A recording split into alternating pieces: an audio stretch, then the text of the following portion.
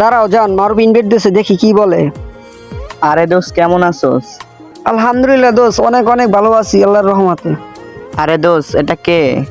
আমাদের ভাবি নাকি? হ্যাঁ দোস্ত, এটা তোদের ভাবি। আচ্ছা, তুই যার জন্য গ্রুপে আসলি কিছু কি বলবি? হ্যাঁ দোস্ত, তোর সাথে একটা পার্সোনাল কথা ছিল, সোলো হইলে একটু ভালো হইতো। সমস্যা না থাকলে গ্রুপ থেকে চলে যা ভাই, এখানে এসে বকবক করিস না। আহারে, ও কি বলতেছে তুমি কি বুঝতেছো? কি বুঝবো, সবসময় তো ওর সাথেই থাকো, আমারও তো টাইমই দাও না।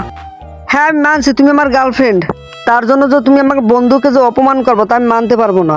বন্ধু তো কি হয়েছে, তাই বলে কি আমাদের আলাদাভাবে গেম খেলতে দিবে না? তোমাকে আমি লাস্ট ওয়ার্নিং দিচ্ছি, আমার বন্ধুকে নিয়ে আর একটা ফালতু কথা বললে অনেক খারাপ হবে। অনেক হয়েছে, কি খারাপ হবে শুনি? আচ্ছা তুমি এখন দেখতে চাও তোমাকে আমি কি করি? যা, তুই আমার গ্রুপ থেকে চলে যা, তোর নাম গার্লফ্রেন্ড আমার দরকার নাই।